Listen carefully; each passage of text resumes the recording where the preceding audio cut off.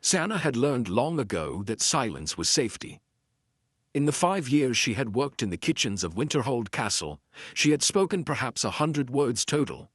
A whispered yes when given orders, a barely audible sorry when she made mistakes. Nothing more. The other servants had stopped trying to engage her in conversation. The head cook had given up asking her questions that required more than a nod or shake of the head. Even the cruel kitchen master, who enjoyed tormenting the lower-ranking staff, had eventually lost interest in someone who would not react, would not cry out, would not beg.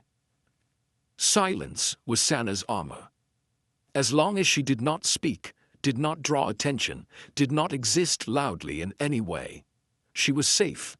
She was 23 years old, an Omega in a pack that valued strength above all else, and she had not raised her voice above a whisper in 8 years. Not since the night her parents died. Not since the fire that took her family and her voice in one terrible moment of smoke and screaming. The healers said there was nothing physically wrong with her vocal cords. The damage was psychological, they explained to the pack elders who decided her fate. Trauma-induced mutism. She could speak if she chose to. Her body was capable. But her mind had locked the ability away, buried it beneath layers of fear and grief. The elders had declared her unfit for anything but the lowest service. Omegas were already at the bottom of pack hierarchy, valued mainly for their enhanced senses and their role in calming aggressive wolves. But an Omega who could not speak, who could not soothe with words or participate in pack discussions. She was assigned to the kitchens, where silence was actually preferred, where she could work with her hands and stay invisible and never have to face the world that had taken everything from her. And for 5 years, that was exactly what she did. Until the night of the winter feast, when everything changed. The winter feast was the grandest celebration in Winterhold's calendar, held on the longest night of the year to honor the strength of Frostclaw Pack and their Alpha King Halver. The great hall had been transformed for the occasion. Massive fires roared in stone hearths along both walls, their heat barely making a dent in the cold that seeped through the ancient stones. Long tables stretched the length of the hall, laden with roasted meats, fresh bread, winter vegetables, and barrel after barrel of mead and ale. Hundreds of wolves filled the space, pack members, visiting dignitaries from allied territories, nobles and warriors, all dressed in their finest. The noise was overwhelming, a cacophony of laughter and shouting, and the clatter of plates and goblets. Sana hated it. She stood against the far wall with the other serving Omegas, holding a pitcher of mead, trying to make herself as small and unnoticeable as possible. Her blonde hair was pulled back in a severe braid, her plain gray dress marking her as kitchen staff, her eyes downcast to avoid meeting anyone's gaze. The other servers moved through the crowd with practiced ease, refilling drinks and clearing plates. But Sana stayed frozen against the wall, only moving when specifically summoned, only approaching tables when someone gestured impatiently for more drink. She had perfected the art of being present but invisible, of fulfilling her duties without ever truly being seen. At the head table on the raised dais sat Alpha King Halver, and despite her best efforts not to look, Sana found her eyes drawn to him repeatedly. He was magnificent. Tall and powerfully built, with shoulder-length blonde hair that caught the firelight and eyes the color of ice, pale blue, almost silver. He wore furs and leather befitting his station, and moved with the unconscious grace of someone who had never doubted his place in the world. Halver was beloved by Frostclaw Pack. He had ruled for 12 years, ever since taking the throne at age 28 when his father died in battle. He was strong, just, and fiercely protective of his people. Under his leadership, Winterhold had prospered, and Frostclaw Pack had become one of the most powerful in the northern territories. He was everything an alpha should be. And Sana, invisible Omega that she was, had harbored a silent, hopeless fascination with him for 5 years. Not that it mattered. He had never looked at her, never noticed her existence. To him, She was just another faceless servant if he was aware of her at all. And that was fine. That was safe. Sana did not want to be noticed. The feast progressed with increasing merriment. Halvard rose periodically to make toasts, his deep voice carrying easily across the hall, drawing cheers and howls of approval from his pack. Beside him sat his beta, a grizzled warrior named Tormund, and his head strategist, a sharp-eyed woman named Astrid. Sana refilled goblets mechanically, keeping her head down, counting the hours until she could retreat back to the kitchen and then to her small room in the servants' quarters. And then she smelled it. It was subtle at first, barely detectable beneath the overwhelming sense of roasted meat, wood smoke, and hundreds of wolves in close quarters. But Sana's senses, enhanced like all Omegas but sharpened by years of silent observation, caught it. Something wrong. Something that did not belong.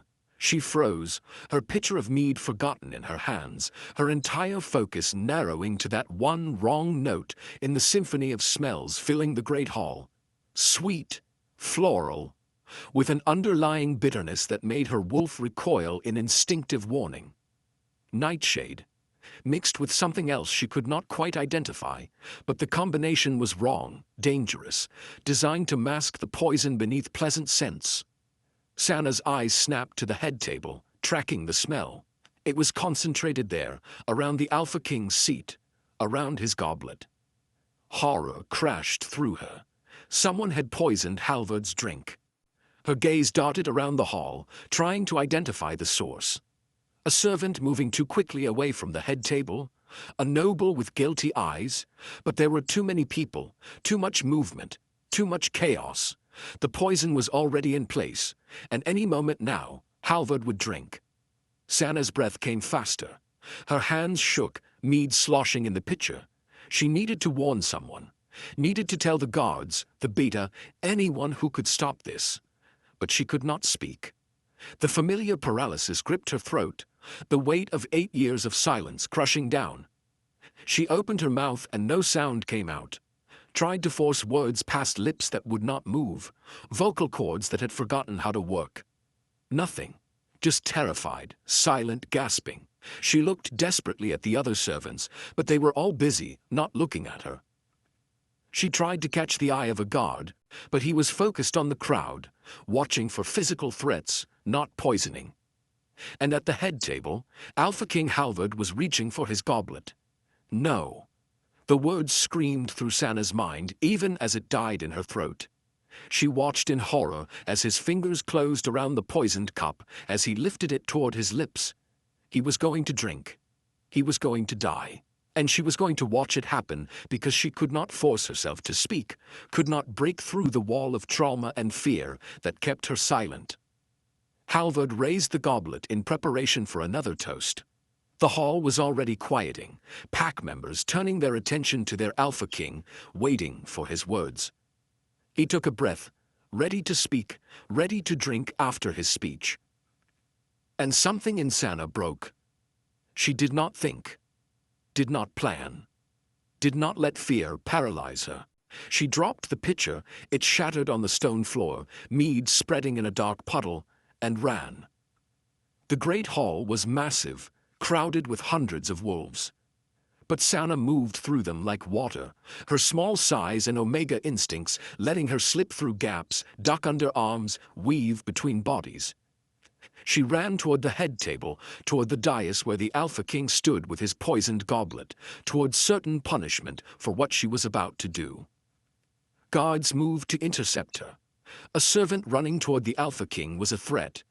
But she was small and fast and desperate, and she made it past them. She leaped onto the dais just as Halvard opened his mouth to speak. And Sana, shy, silent, invisible Sana, reached up and clamped her hand over the Alpha King's mouth. The hall went absolutely silent. Every eye turned to stare at the tiny blonde Omega, who had just committed what amounted to treason. Touching the Alpha King uninvited, interrupting him mid-speech, causing a scene at the most important feast of the year. Halvard's ice-blue eyes went wide with shock. His body tensed, wolf rising to the surface in response to the unexpected contact. Guards rushed forward, hands on weapons. Beta Torment was on his feet, moving to protect his alpha. But Sana kept her hand pressed firmly over Halvard's mouth, even as her whole body shook with terror. Even as tears streamed down her face. Even as her wolf whimpered in submission at the dominant presence she was daring to restrain. She looked up into Halvard's shocked eyes and managed to force out a single word, the first word she had spoken above a whisper in 8 years. Poison. Her voice cracked, barely audible even in the silence. But Halvard heard it.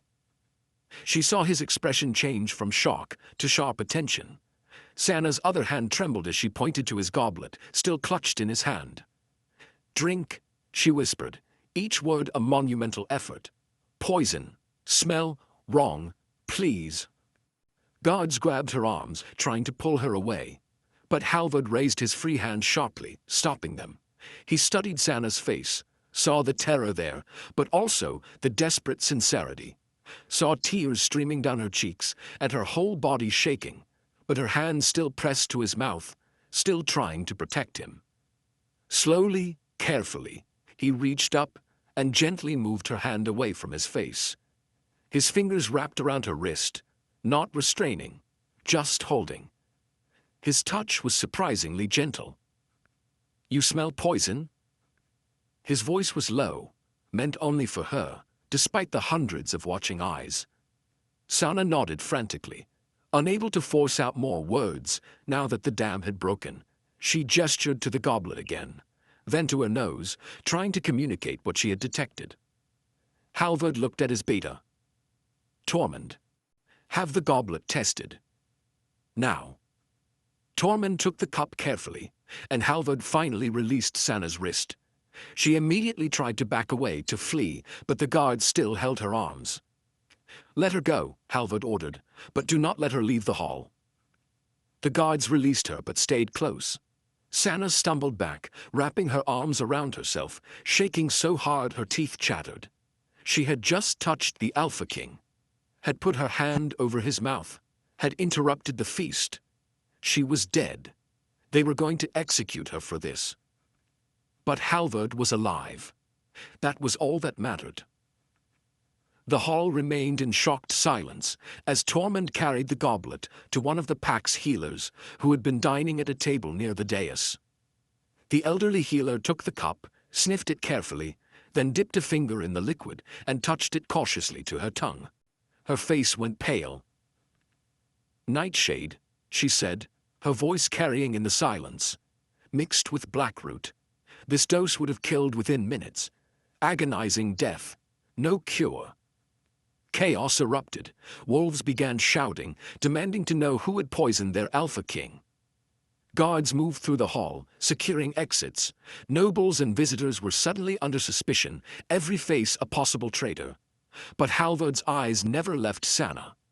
She stood on the dais, so small next to the massive Alpha King, trembling like a leaf in a storm. Her blonde hair had come partially loose from its braid, wisps framing her pale face. Her gray eyes were huge with fear and shock. She had saved his life. This tiny Omega who had never spoken to anyone had risked everything to warn him. Your name, Halvard said quietly, stepping closer to her. Sana's mouth moved, but no sound came out. She tried again, forcing the word past paralyzed vocal cords. See Sana. Sana. He said it gently, like it was something precious. How did you know? No one else detected the poison. Smell, she whispered, the word barely audible. Omega's enhanced. I smelled wrong. And you could not tell the gods? Could not warn anyone else? Shame flooded through Sana. She shook her head, tears starting again. Can't speak, never speak. Tried, couldn't. Understanding dawned in Halvard's eyes. You are the silent Omega, from the kitchens. Sana nodded miserably. Of course he had heard of her. The pack probably joked about the broken Omega, who could not even perform the most basic function of communication. And yet you spoke today, Halvard said. For me. Before Sana could respond, Tormund approached, his expression grim.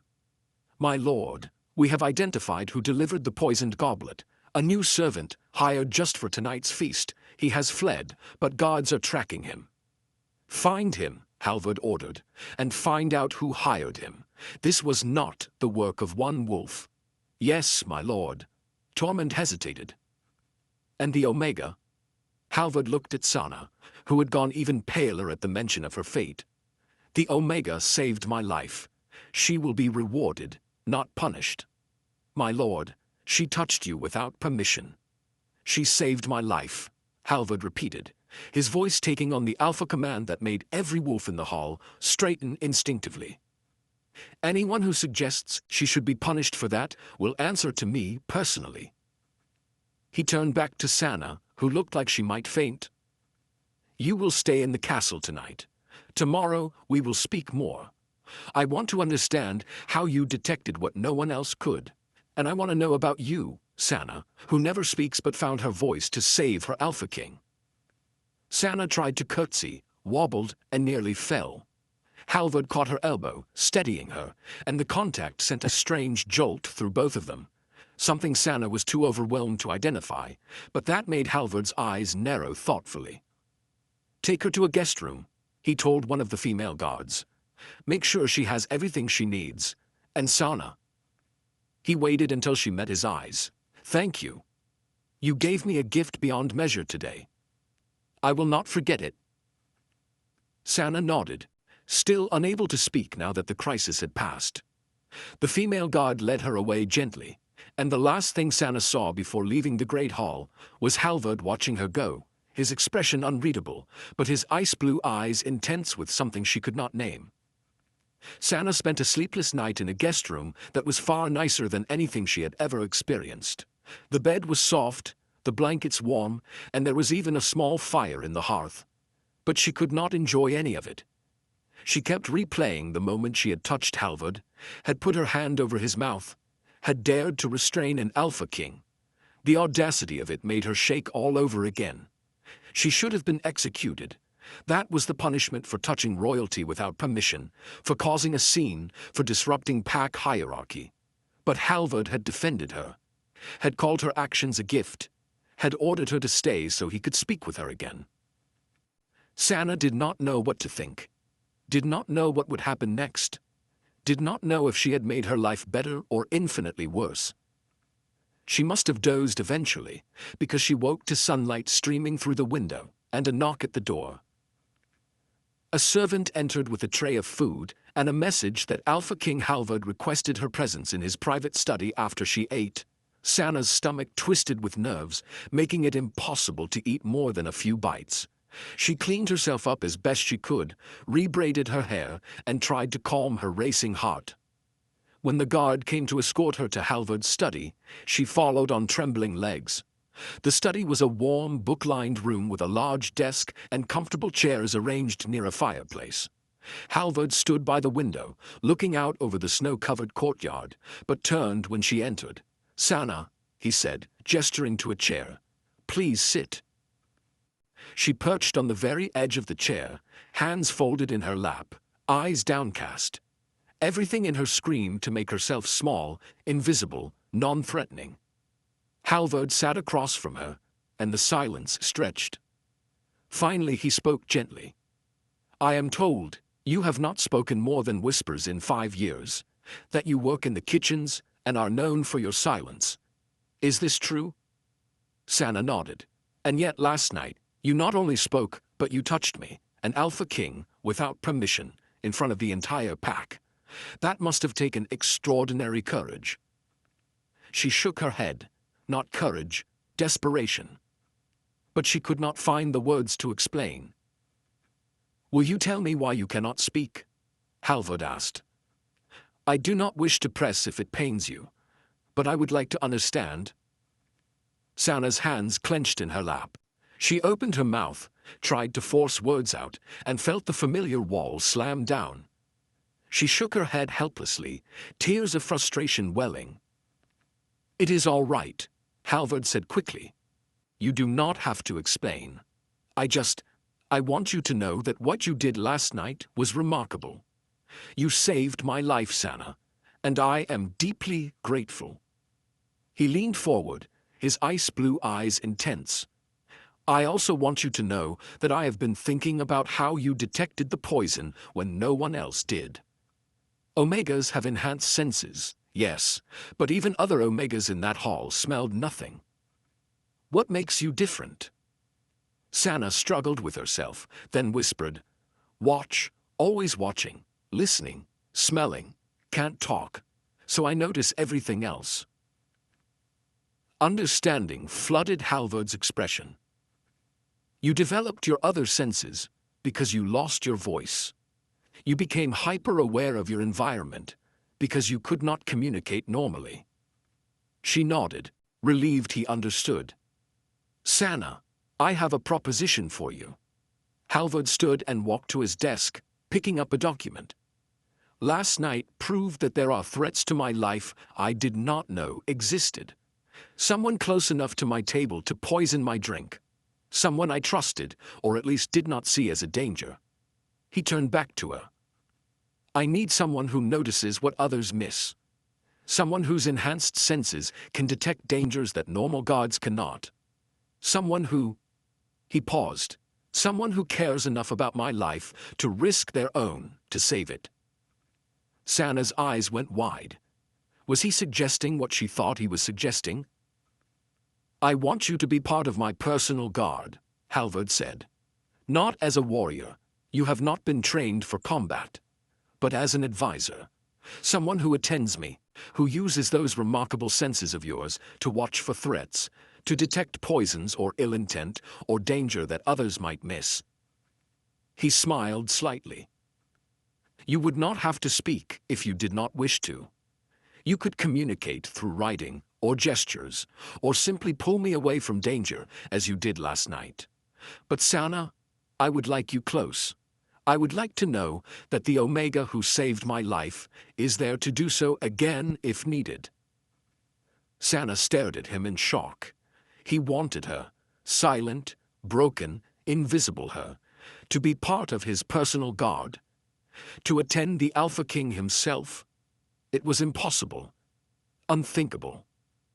Omegas did not serve in positions of importance. They worked in kitchens and laundries and nurseries, never in roles that required trust or authority. "I know what you are thinking," Halvard said, "that this is unprecedented, that the pack will object, that you are just an Omega, and a silent one at that." His voice softened. "But you saved my life, Sana.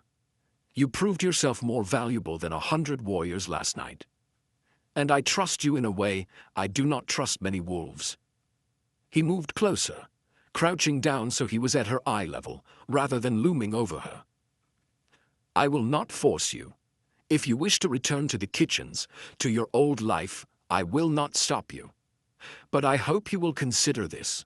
I think you have far more to offer than stirring pots and washing dishes."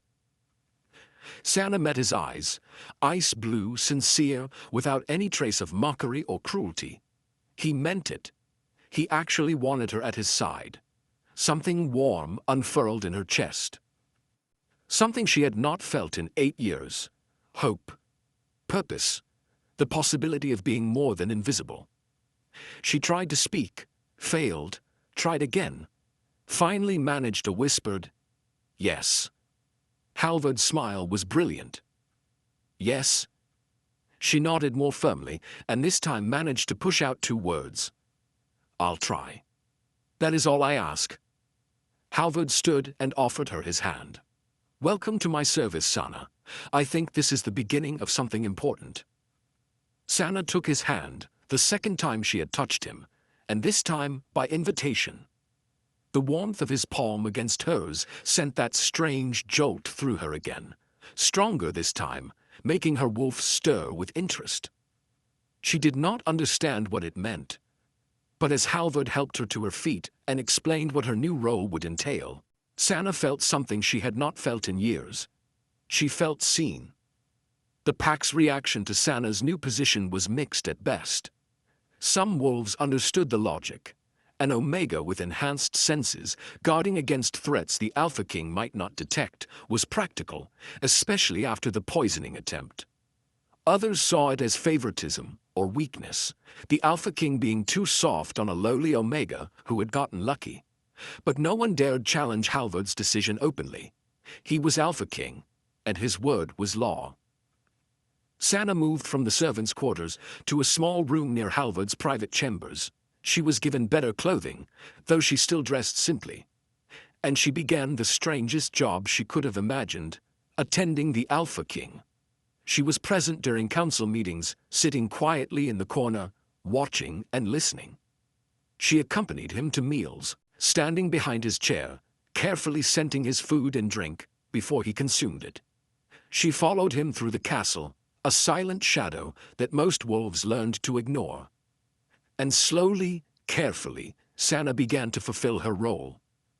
3 weeks after the winter feast, she stopped Halvard from signing a treaty with the visiting Alpha, having detected the scent of deception and hostility beneath the other wolf's pleasant facade.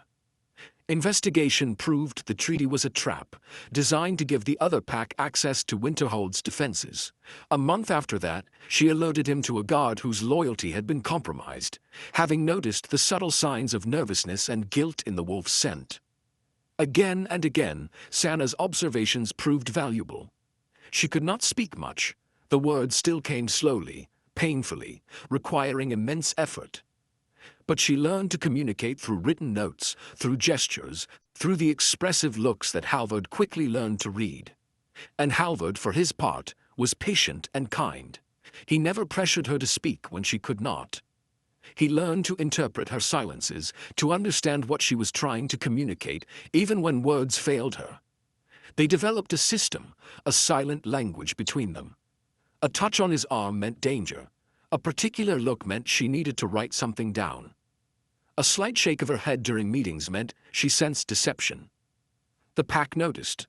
Whispers spread about the Alpha King and his strange, silent Omega Guardian. Some found it touching, the broken Omega finding purpose. Others found it inappropriate, too much closeness between an Alpha and an Omega of no status. But what no one knew, what even Sana and Halvard had not yet acknowledged, was that something deeper was growing between them. It started small. Halvard asking about her day, genuinely interested in her written responses. Sana leaving small gifts in his study. A particularly nice quill she found, wildflowers from the kitchen garden, things that made him smile. Then there were the moments of accidental contact that lingered too long. Halvard's hand steadying her when she stumbled. Sana adjusting his cloak before he went out into the cold. Touches that were not strictly necessary, but that neither of them pulled away from. And the way they looked at each other.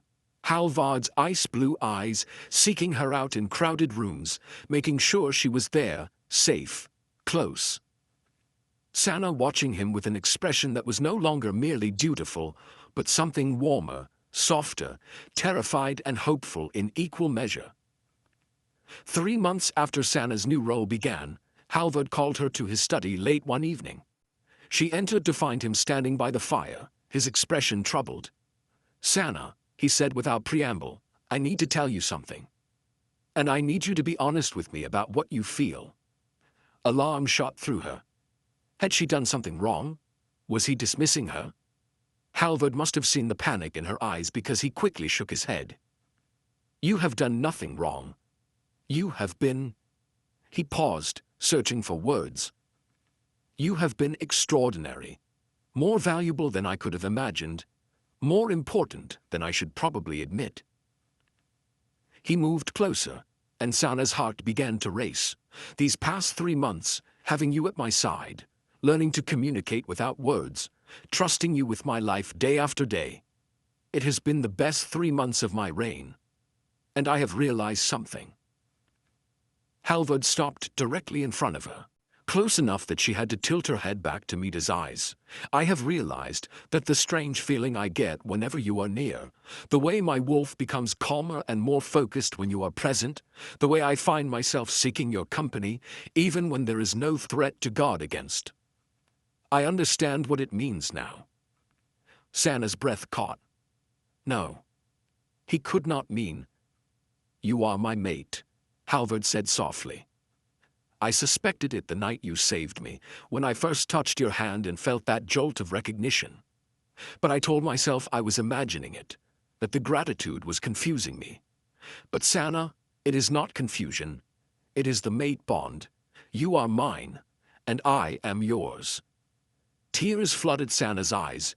Joy and terror warred in her chest. He felt it too. The bond was real, but she was an Omega, a broken, silent Omega. And he was the Alpha King. This was impossible. I know what you are thinking, Halvard said, reading her expression with the ease of 3 months' practice. That you are not suitable. That the pack will never accept an Omega Luna, especially one who cannot speak. That I should find someone stronger, more appropriate. He reached up slowly, giving her time to pull away, and cupped her face in his hands. But I do not want someone else. I want you, your courage, your kindness, your remarkable ability to see what others miss, your silence that is not weakness, but strength, because you have survived what would have broken lesser wolves. Tears spilled down Sana's cheeks. She tried to speak, to tell him all the reasons this could not work, but the words would not come. They never did when emotion overwhelmed her. But Halvard understood. He always understood. You do not have to speak. Just nod yes or shake your head no. Sana, do you feel the bond? Do you know that we are mates? She nodded, tears flowing faster. And knowing that, knowing all the complications it will bring, all the challenges we will face. Do you want this? Do you want me? For a long moment, Sana just looked at him, at this man who had been kind when he could have been cruel, patient when he could have been demanding, who had seen value in her when everyone else saw only broken silence. And she realized that this was the voice she had been searching for. Not words, but this. The ability to be understood without speaking, to communicate in the language of looks and touches and shared silences. To be seen and valued for exactly who she was. She nodded. Yes. 1,000 times yes. Halvard's smile was like the sun breaking through winter clouds. He leaned forward slowly, giving her time to pull away, and pressed his forehead to hers. Then we will make this work. I do not care what the pack thinks. I do not care about tradition or status or what is appropriate.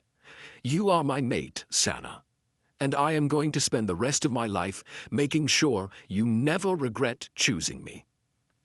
He pulled back just enough to meet her eyes. I love you. I know it is fast. I know we have only known each other 3 months. But I love your strength, your compassion, the way you notice everything, the way you communicate volumes without saying a word. And I will wait, however long it takes, for you to be able to say the words back. Years, if necessary. Because having you in my life, even in silence, is worth more than 1,000 declarations from anyone else. Sana tried.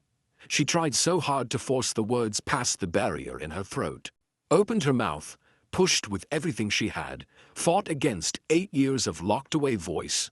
The sound was barely there, cracked and rough. But it was there.